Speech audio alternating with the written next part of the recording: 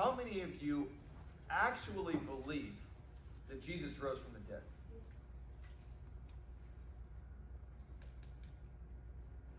You guys actually believe that? Okay. Second question. Why do you believe it? There's evidence and there's also the Bible. Okay. Seabass? There's 500 witnesses, and there's a bunch of proof that like he rose from the dead, like how the lady was gonna come to expect the dead body, Mary, by bringing oils, but it was that nobody was in the tomb, and it was I think Jesus was above them and said, tell the people that I risen or something. Okay. And I believe that. Okay. All of the apostles met all the disciples met after he was dead. Mary met him. There's countless different writers who wrote down and transcribed to other people his rising from the dead. Even people that didn't like him had to say it because it would hurt them if they didn't tell the truth. Okay. There's a lot of others of you who raised your hand and said you believe that Jesus rose from the dead. Why do you guys believe that? Sarah? There's a lot of historical evidence. And Really? Yeah, You sure? yeah. Tell me one. Because like you've explained it in the past. Me? You've like No. said that there's like historical evidence to prove like Why would you believe me?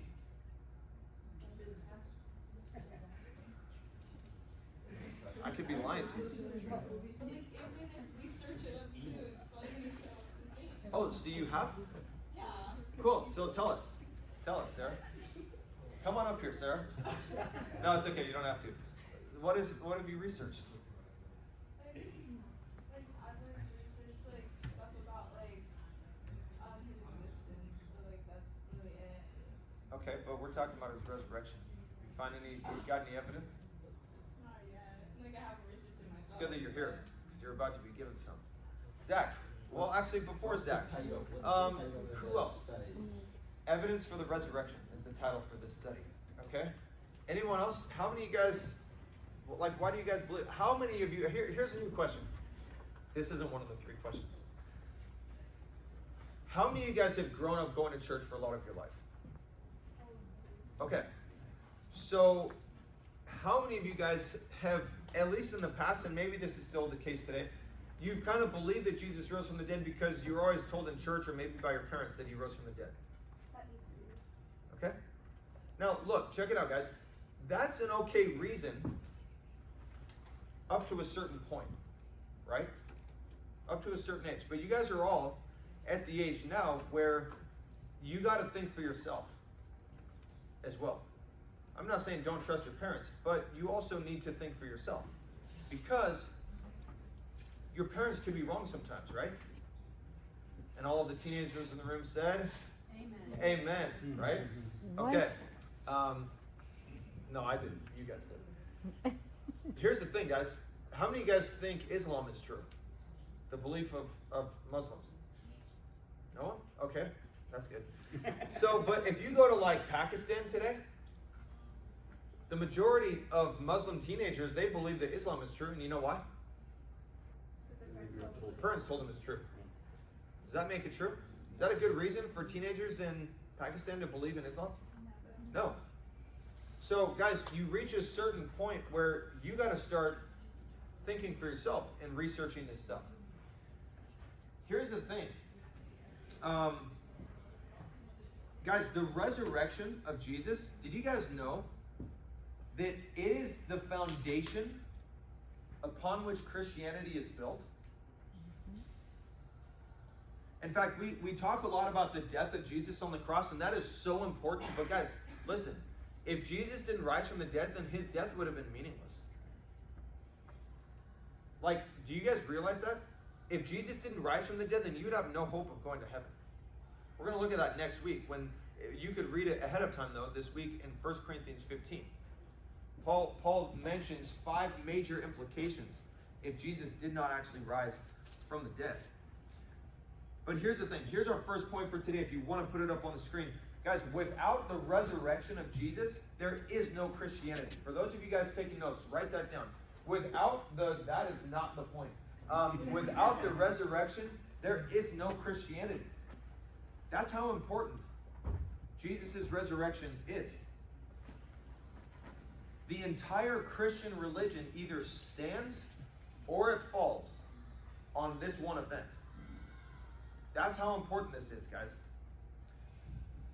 So one of the biggest questions we got to ask is, did he really rise from the dead? Now, a couple of reasons we need to examine this question. First, we want to make sure that, guys, what we believe is true. It's based on truth, correct? Yeah. That's what I teach you guys all the time. Truth is the most important thing. But a second reason that we need to ask this question is because when do you need to defend something? When it's in danger or when it's under attack? Is Christianity under attack today? For sure. Physically, in some parts of the world, but even, in the world of debate and ideas, right? There's a lot of critics of Christianity. Attack Christianity and say, no, it's a lie, it's not true. How about the resurrection? Is the resurrection of Jesus under attack today? Yeah, there's tons of atheists and skeptics out there that say, the resurrection of Jesus, what a joke. There's no way Jesus actually rose from the dead. But it's not just from atheists that we get this skepticism. Guys, there's even religious people who claim Jesus didn't rise from the dead. Remember, those of you guys who've been coming on Wednesday nights? Who else? What religious group rejects? The Jehovah's Witnesses say Jesus did not rise physically. They say he rose how? As a spirit. His body decomposed and rotted. That's what they say. But also there's this group of people called the Jesus Seminar. You guys ever heard of them? They're basically a bunch of foolish men who think they're really smart. Okay? They have a bunch of degrees and all this stuff. They think they're really smart, but they're honestly pretty dumb. Okay? That's not being mean. Like, to be stupid, just the word stupid means lacking normal intelligence. And that would be these guys. Okay? Because they basically take the New Testament and scratch out almost all of it and say, yeah, this probably never really happened. And they claim to be like believers. You know, like the Our Father who art in heaven, hallowed be your name. You know that prayer Jesus gave? They said the only words in that prayer that Jesus probably actually said was, Our Father. And that's it. So to give you an idea of who these people are. So the Jesus Seminar people, they say, yeah, Jesus, his resurrection was something spiritual. It wasn't actually physical. But the Bible clearly says that Jesus rose physically. So what we're going to do for the next 3 weeks, the next 3 Sundays, we're going to examine, we're going to be like detectives, you and me. It's almost like we're arriving at a crime scene and we're going to look into the evidence about this event to see where does the evidence lead when it comes to this whole claim that Jesus rose from the dead. And let's start with what we know. Okay? So imagine if you were a detective, right? You show up to a crime scene. Let's say you show up to a scene and you go to a cemetery and it's all dug up and the body's gone. Would you want to look into that and see what's going on here? People are claiming this person rose from the dead. Think it'd be important to look into that? For sure. That's what we're going to do. And as a detective, you want to start with, okay, what do we know for sure? There's 3 things, guys, that we know for sure. You can look at them up on the screen. The first thing that we know for sure is that Jesus lived in human history. Remember that? We looked at the evidence last Sunday. If you weren't there, you could go on the YouTube channel and watch it there.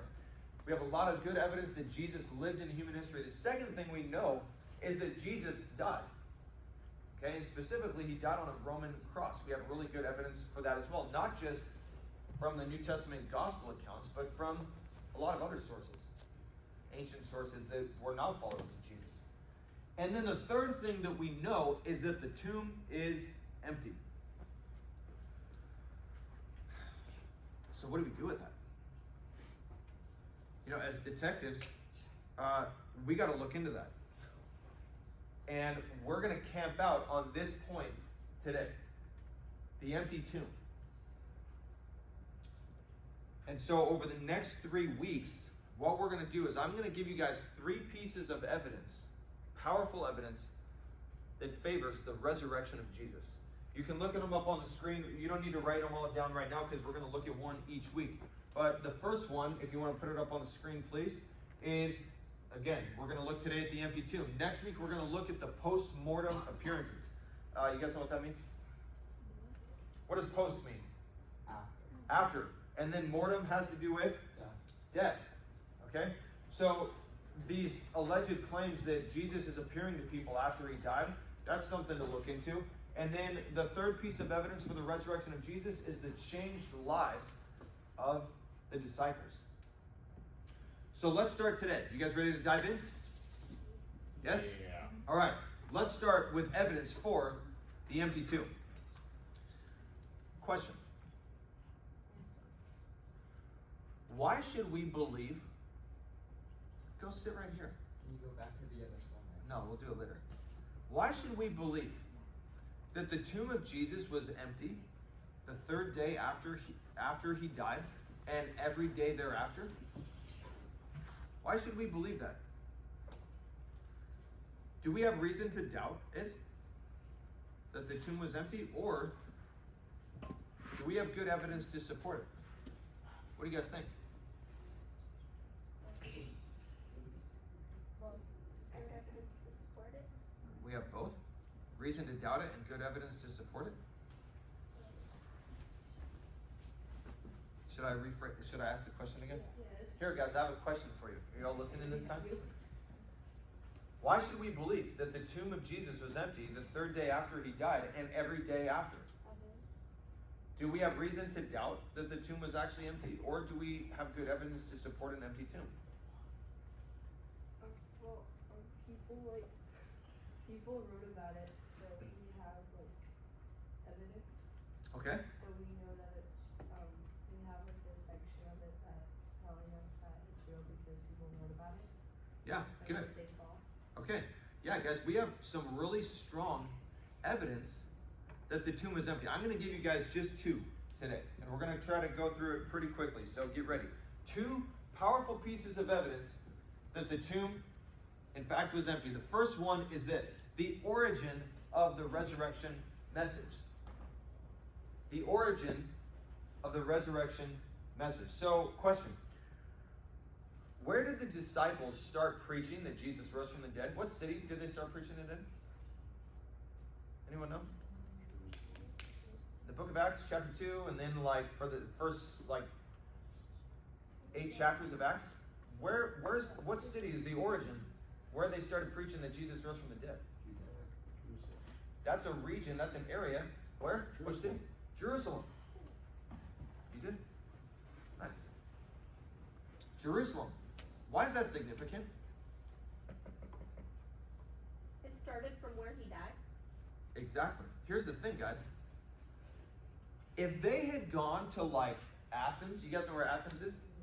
Greece? Or if they had gone to somewhere like Rome in Italy and started preaching it there, would it have been kind of hard for the people there to verify whether that was true or false, that he rose from the dead? Yeah. Kind of, yeah. Why? Because it didn't come from the source. Yeah, it was super far away. But here's the thing, guys. Track with me. The disciples started preaching right in Jerusalem. Guys, the very place where Jesus was buried. So think about it. If Jesus did not rise from the dead, it would have been super easy to disprove him, right? Right? Yeah. I mean, because you got 2 groups of people. You have the Jewish religious leaders. Did they like Christianity? Did they like Jesus? No, hated it. And then you have the Roman government. Did they like Christianity? No. Okay? So think about it. If Jesus didn't actually rise from the dead, and the tomb was not empty, and the disciples are in Jerusalem and they're preaching Jesus rose from the dead. You know what the Jewish religious leaders and the Roman government could have easily done to disprove it? Hey, everyone in Jerusalem, we're going to take a field trip 50 yards over to the tomb. Let's roll the stone away, take the corpse out, show the corpse of Jesus to everyone, and boom, proof that he didn't rise from the dead. Christianity's a hoax. Done and done. Christianity fizzles out. Make sense? Let me kind of, well, here's the thing, guys. Here's what we find. It's shocking that not a single ancient source says that the Jews and the Romans did that. So let me kind of illustrate this for you, okay? Athens and Rome, right?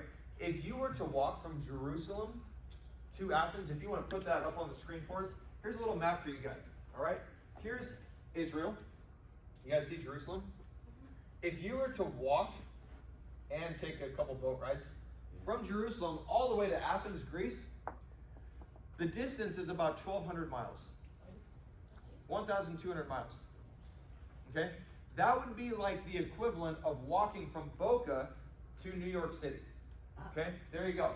You guys ready? Right after our youth group, we're going to start our walk up to New York City. It's about 1,200 miles.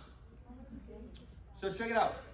Yeah, how long would that take? If you walked 20 miles a day, every single day. You guys ever walk 20 miles in one day? No. It's a lot of walking. No, you haven't. You definitely Like haven't. 20 miles. Okay? 20 miles in one day is a long way to walk. If you walked 20 miles a day every single day, you know how long it would take you to get to New York City from here?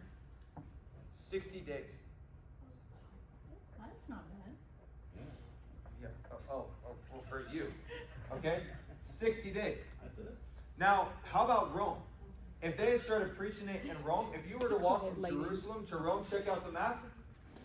If you were to walk and take a couple boat rides, it's about a 2,000-mile walk. Okay, that would be the equivalent of like walking from Boca to Denver, Colorado. Do you want to put that up, please? You guys ready to walk from Boca to Denver, Colorado? 2,000 miles. If you walked, let's test your math skills. If you walked 20 miles every single day, how many days would it take you to get to Denver?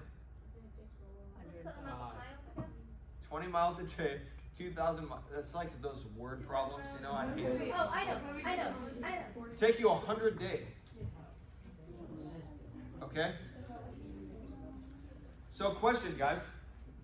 Now imagine that we live in a time where there's no phones, there's no internet, and we go to Denver or New York City, we're preaching, hey, dude, there is this person in a very specific cemetery. We name where the cemetery is. We name the exact cemetery in Boca that this person was buried and they rose from the dead. People in Denver and NYC, they can't just like call up the local Boca PD and be like, hey, is this true? They can't go, hold on, let me just go on the internet really quick, research if there's any evidence for that. They can't do that. So, question. Who's going to have a harder time verifying whether that claim is true? People in Boca or people in New York and Denver? New York and Denver. New York and Denver. Why are they going to have a harder time? They can't look at to themselves. Yeah, it's way further away. Who's really going to do a 2,000-mile walk down to Boca to find out whether it's true? Now, who would have an easier time verifying whether it's true? People in Boca. Why? Yeah, they live right where the alleged event took place. So if the person didn't rise from the dead, they could literally go over to the exact cemetery, take a shovel, dig up his gravesite in the cemetery, pull his rotting corpse out, and show it to everyone and be like, hey, these guys are liars. You get where I'm going with this? Here's the point, guys. See, if we knew it was a hoax, this person who died in Boca and was buried there, and everyone knew they were buried there, if we knew it was a hoax, would we start telling this lie right in Boca? No, because it would be so easy to disprove. And yet, the disciples, the very first place for quite a while that they start preaching that Jesus rose from the dead was where? not Boca. Jerusalem. Right where he had been buried, right where the events took place. Think about how significant that is, guys. You know what's interesting? Ancient history shows, again, did the Jewish religious leaders, did they view Christianity favorably No. or as a threat to their religion? Definitely as a threat. What about the Roman government? Correct. They viewed, the Romans viewed Christianity as a threat to their religion, but also to the government, the Roman Empire. Why is that significant? Think about it. They would want to disprove it as soon as possible. If Jesus' body had been available, they totally would have displayed his body for everyone to see. That would have been their greatest ammo against Christianity. Guys, the message of Jesus' resurrection, it would not have lasted for a single day if it was not an established fact that the tomb was empty. And so as detectives, here's the question we ask. Okay, so what does the evidence reveal? Here's what it reveals, guys. When you look at the evidence of ancient history, we see that the Jews and the Romans, they never once displayed the body of Jesus to people. That's a big deal. In fact, check it out. I've researched this, but don't just take my word for it. You go research it. There is not a single shred of evidence that has ever been presented, ever, from archaeology, from ancient manuscripts or books, accounts from people back then, that proves the tomb was not empty, that Jesus' body was still in there. So we have strong evidence supporting an empty tomb. Now, does that prove that Jesus rose from the dead? Let me ask again. The empty tomb. Does that prove Jesus rose from the dead? No. Not necessarily. There could be other explanations, right? Which we're going to get into in a minute. However, this is really important. It does present huge problems for the skeptics who say Jesus never rose from the dead. They got a lot of explaining to do. How do you explain an empty tomb then? Okay? And it does, when you look at all the evidence, it actually points right in the direction of an actual physical resurrection. So let's get into our second piece of evidence. You guys with me so far? What's the first piece of evidence for an empty tomb? The origin. Where was the origin? Where did the message start? Jerusalem. Our second piece of evidence for an empty tomb is, you can look up on the screen, is the witnesses. The witnesses. So, how many of you guys remember last Sunday I told you about the 3 types of witnesses? What's the first one, Sarah? Eyewitness. What's an eyewitness? Somebody saw it. Someone who saw it themselves. Okay? They're one of the most powerful pieces of evidence in proving a case. Seabass mentioned it earlier.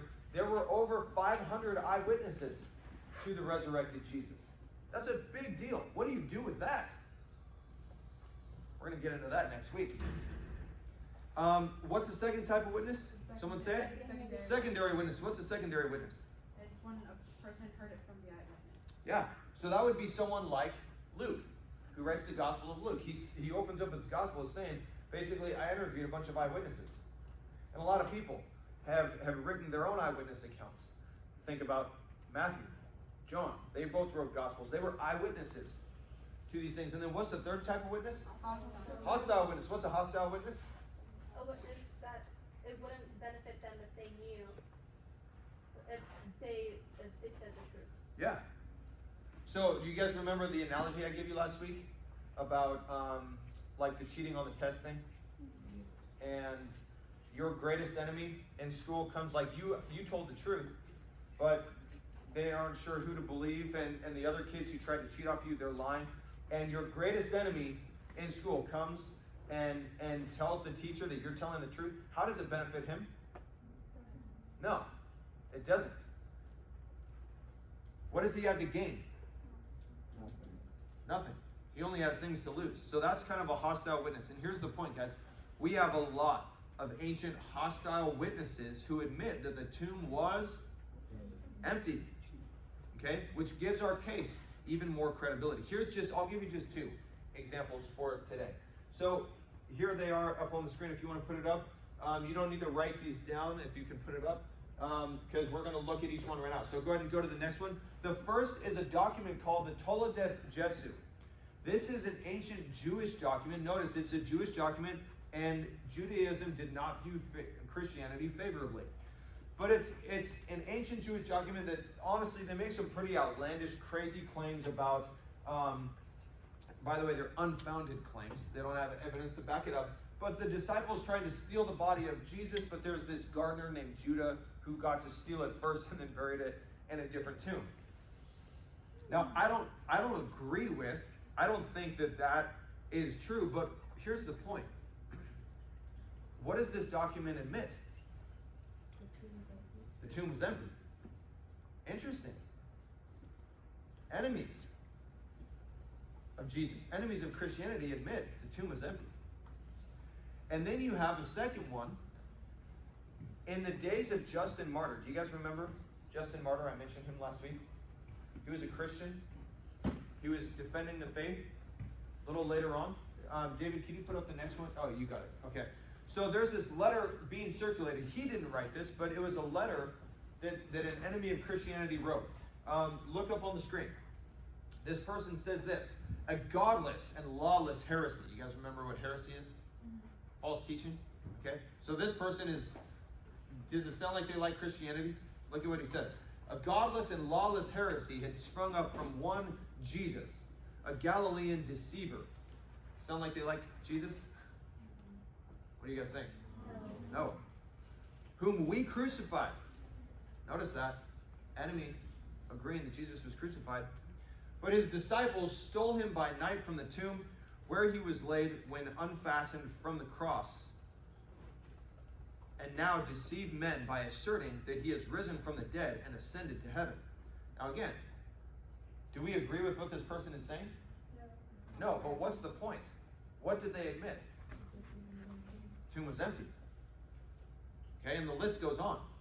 So the point, guys, is that even enemies, hostile witnesses, acknowledge that the tomb was empty. And here's our next point, if you want to put it up, please. Here's our next point for today, guys. There is not a single hostile witness. If you look at the evidence, and you should, do your research, there is not a single hostile witness of ancient history who ever claimed Jesus is still in the tomb. Not a single one. That's a big deal. Because, guys, if he was still in the tomb, that would have been their greatest ammo against Christianity. Dude, are you serious? Why don't you just move? My goodness. Is that better? Better? Man. It's the water bottle. It's blocking the whole thing. Yeah, it is. So now it's blocking it. Can you just put it on the floor? Is that better? Is this better? All right. So here's the conclusion, guys. If you wanna put up the next point, guys. Early Christians. So we have a few sources. We have early Christians. We also have non-Christian sources, but also even some enemies of Christianity that all agree the tomb is empty. That's powerful evidence to support the empty tomb. Agreed? Yes. Yeah, could you just go back one really quick, David? These kids. Glad you're taking notes. Good job. Now, some people object. What do you think is the most common objection people make to the empty tomb as evidence for the resurrection? Exactly. A lot of atheists, a lot of skeptics, they love to come up with a theory. It's called the stolen body theory. Okay? And basically the stolen body theory goes that, the disciples stole the body of Jesus and then they just lied about it and said that Jesus rose from the dead. What do you guys think about that? How would you respond? Let's say you're at school tomorrow, atheist comes up to you and says, why do you believe Jesus rose from the dead? And you're like, well, one piece of evidence is the empty tomb. And they're like, disciples stole it. What would you say? Well, if the disciples stole it, then why would they die such torturous deaths if they just stole it? Great point. Well done. That's like, you're like way ahead of the game. We're going to talk about that in like 3 weeks. Nice. What else? If they stole it, then where's his body? Okay. If they stole it, where is it? Yeah, so where's your evidence? Ooh, that's a really good question. Is the stolen body theory based on any actual important stuff that we detectives care about called evidence? Where's the evidence? So here's the thing, guys. The stolen body theory, that's a fair question if you can back it up. Right? Right? Right. With this really important thing called evidence. But it is a fair question, so let's examine that theory today. How plausible is the stolen body theory? Well, let's look at a couple facts. If you could put up the little bit of a background for you guys. This is just kind of a quick background. Some of the ancient Jewish burial customs looked like this. The body would be wrapped in linen cloths, okay? Another point is around 100 pounds of aromatic spices that would be mixed together to form like a gummy substance were wrapped, applied to the wrappings around the body of Jesus. And then after the body was placed in a solid rock tomb, you had this large stone. Guess how much a typical stone in front of a tomb would weigh back then? 4,000 pounds. About 4,000 pounds, 2 tons, 4,000 pounds. That was typical. It would be placed in front of the entrance of the tomb. Yes? What do you think about the shroud of Turin and whatever? That's an amazing question that we'll have to get into later because it's a little off topic, but good question. Joe, who's going to do your small group, might talk to you about that. Yes? There was also heavily guarded with Roman soldiers, so it'd be hard to break in and be able to move That's the funny. stone.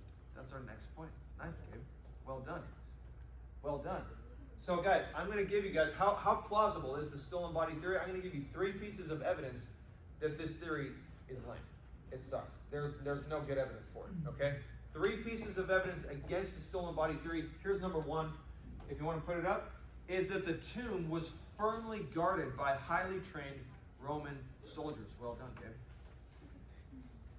So here's a few extra details for you guys. Most likely, here's what it would have looked like if you want to put up the sub-points. Between 4 to 16 soldiers would be guarding the tomb.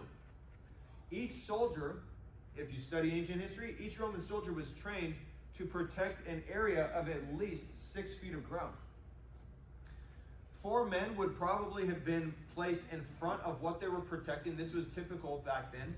And then the 12 other men would sleep in a semicircle in front of the guards who were awake, with their heads pointed inward toward the other guards, and they would take shifts and whatnot. So, given these facts, let's just do some logic here. Think of what the disciples would have had to do in order to steal the body. Okay? They would have to tiptoe past the sleeping guards in the dark. Okay? Without waking them. And they couldn't really use torches because then the 4 awake guards would see them. So they'd have to tiptoe past the 12 sleeping guards. Then they would have to fight and apprehend the 4 awake, alert guards, and they'd have to do it totally silently because they don't want to wake up the other guards. And then they'd have to roll away the incredibly heavy stone without making a noise so that they don't wake up the other guards. Then they'd have to take a long time to unwrap the body of Jesus from the cloths. They'd have to steal the body of Jesus. They'd have to leave the grave clothes perfectly laid out as they're described by John and others. And then they'd have to somehow carry the body of Jesus through the company of sleeping soldiers without tripping over them, without making a noise, in the dark.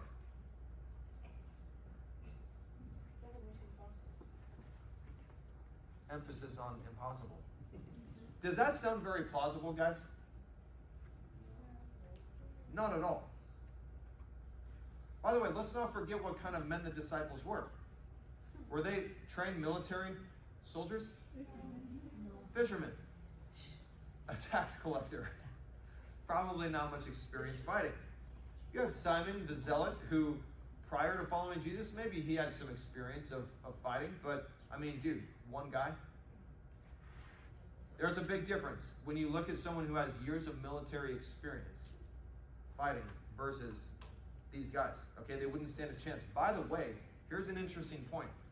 Here's a little Greek lesson for you. Every one of the 4 gospel accounts, our English translations kind of mess this up a little bit. Okay? The way that in the original language, when it describes the stone being rolled away, the original language Greek, all 4 gospel accounts, here's how it describes it. It describes this, that the stone basically had to be rolled up a slope or an incline. And that it was moved a good distance away from the tomb itself. So you guys know all of our little Easter Sunday pictures with the stone right next to the tomb door? Inaccurate. That's not accurate to how the gospel writers actually describe it. And our English translations don't really describe it that way. I think part of it because then you basically have to add a whole paragraph to the verse of like, how do you really translate? It's kind of difficult to translate, but that's the words that are used in the original language. The readers in the original language would understand that. So think about that. Trying to roll around 4,000 pound stone up a slope or an incline a good distance away from the tomb.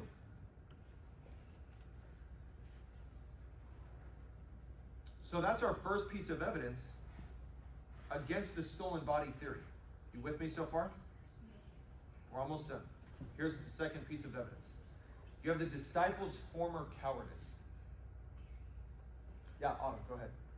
I don't know if this is a bad question or not, but was it only guarded because they didn't want anyone stealing the body? Correct. That's actually the exact reason. Because, and guess who it was that proposed this idea to the Roman government? The religious leaders. They said, hey, he claimed that he would rise from the dead. I was gonna say. And we don't want the disciples to go steal the body and then, then it deceives even more people. And Pilate says, go ahead, send a bunch of Roman guards and guard it. So it's interesting that was the original reason why they guarded the tomb. But here's the second piece of evidence, guys, against the stolen body theory, is the disciples' former cowardice. Guys, it's ridiculous to believe that the 11 disciples would try to overthrow the guards and steal the body, especially when considering their past acts of cowardice. Can you guys think of any examples within those few days that the disciples showed themselves to be cowards? Peter denied 3 times that he even knew Jesus in order to save his own skin. Excellent example. What's another one? When they came to Jesus in the garden, they all ran. Yeah, put that up, please. In Matthew 26, it says that after Judas betrays Jesus, it says, then all the disciples forsook him and fled. Does that sound pretty brave? No. Your teacher, the guy that's discipling you, and you're really close with him, and just a few hours before this, you said, well, I'll die for you. And then they arrest him, and you're like, I'm out. I gotta protect myself, and they all run away. And then what's another one? When it says that none of the disciples were there on the mountain when Jesus was on the cross, the only one that was there was John. John. Yeah, good. They were sleeping when Jesus was praying, Mm-hmm. so keeping watch. Mm-hmm. Yeah, good. And then how about on Resurrection Day? You guys remember this? We talked about this in John 20 a couple Sundays ago, if you want to put it up. They were hiding in the house, and it says, quote, for fear of the Jews. They were afraid that they were going to be next. They killed our master, now they're going to come for us. So let's do the math, guys. Are we supposed to believe that the disciples somehow momentarily worked up the courage in between these acts of cowardice and then on Sunday, so Friday and then Sunday, they're like all scared, as well. And somehow in between this, like on Friday night or Saturday night, they go and steal the body. They work up the courage to go fight all of these Roman soldiers. Does that make any sense? That doesn't line up with the facts. Plus, you guys know what the punishment was for if they had done that? You had something called the Roman seal. You guys ever heard of, like, it's you ever watch like a movie like that takes place in older times when you have a king that stamps something with a seal? It's the red wax, puts a seal in it. You guys know what I'm talking about? Yep. So the Roman seal would have been stamped on the tomb and with like ropes and stuff like that. Pilate says to the guards, go seal the tomb. So they would have the Roman seal. The punishment, check this out.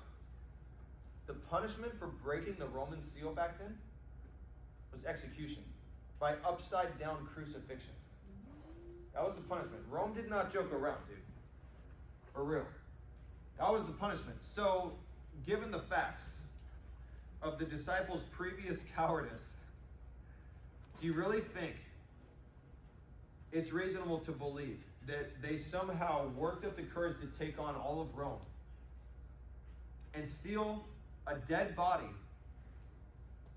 when they had such a severe punishment in store? Does that sound reasonable to believe? No. What do you think, Ellie? No? I agree. Aren't all things possible through Christ strengthens? Not if he's dead.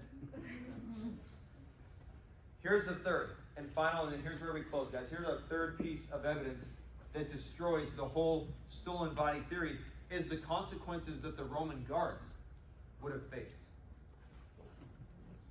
Consequences the Roman guards, Roman soldiers faced for sleeping on duty or for allowing something like this, the body, to be stolen. The punishment was, guess what? Death. And one of the ways that they would punish them is they would take the soldier, strip him completely naked, and burn him to death, and they'd start the fire with the clothes he was just wearing. It's like total humiliation. And then if it was like a group of soldiers and you're not really sure which one failed in their duty, they'd basically have to draw straws, and whoever got the short one got to die for everyone. Better hope you're not that one. Yeah. They set him on fire. Mm-hmm. So, guys, if you're a Roman soldier, you really think you're going to be sleeping on duty with that kind of a punishment looming over you if you fail? Anybody? No. No way. Okay? The soldiers would have paid very close attention. There's a reason, guys, the Roman Empire ruled the known world at the time, because they were incredibly disciplined. These guys paid attention to the smallest details of their job.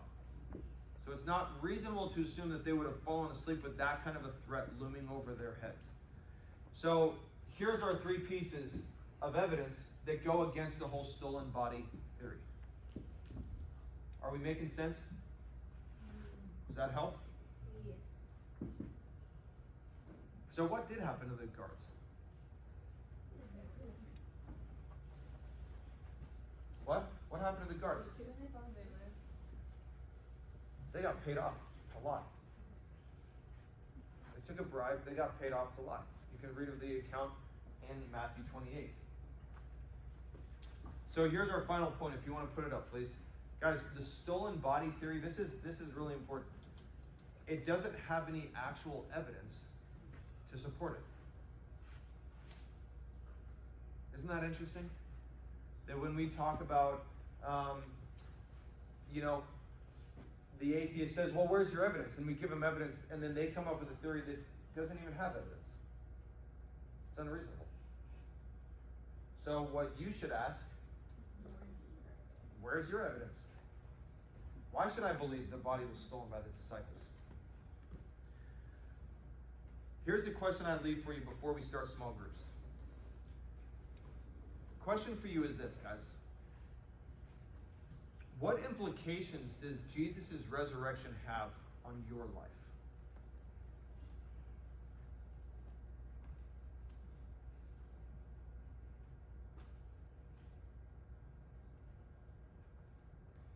If Jesus really rose from the dead, then what does that say about who he is? Who is he? If he rose from the dead, He is who he said he was. he is who he said he was. And who did he claim to be? God. God. It means he is Lord, guys. And think of those implications. If Jesus really rose from the dead and therefore he really is God, then guys, what does that mean for your life? Does that mean that you're Lord, you're master of your life? Gabe, what do you think? Yes. Yes? Yes. No. No. If Jesus really rose from the dead and he is Lord, then guys, that means you and I, we need to live lives that are surrendered to Jesus as Lord.